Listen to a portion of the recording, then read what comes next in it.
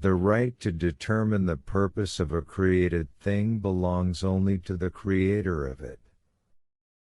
God, however, wanted man, a being created by him, to respond to him as a son and have proper dominion over all things.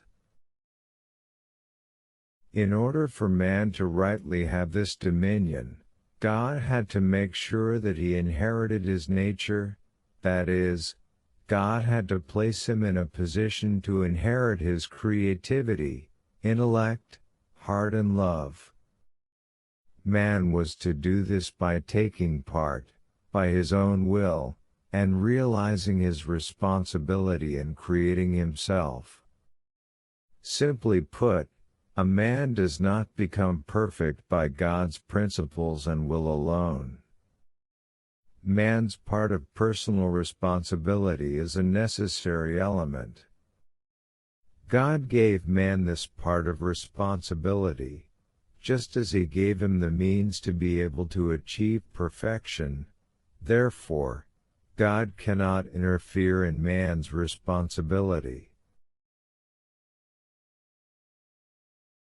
He enables man to participate and cooperate with his creative work so that he can become his heir.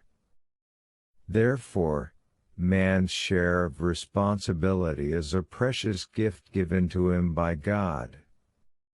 Instead, failing to complete their part of responsibility, the first ancestors of mankind, Adam and Eve, fell.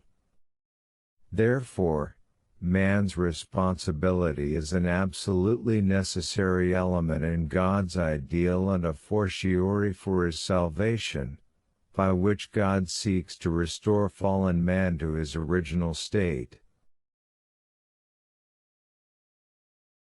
God's dispensation for mankind's salvation from Satan and evil was prolonged for so long because mankind repeatedly failed to realize its share of responsibility, in which God could not interfere.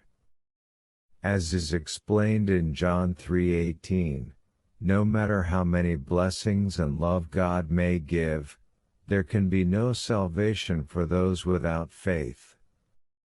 In Matthew 7:21 we read, "Not everyone who says to me, 'Lord, Lord,' shall enter the kingdom of heaven, but he who does the will of my Father who is in heaven."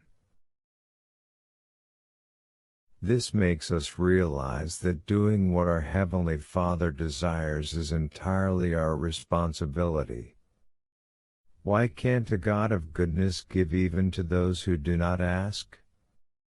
Why can't God help those who do not seek and those who do not knock? Because seeking and knocking is man's part of responsibility, and God cannot interfere in it.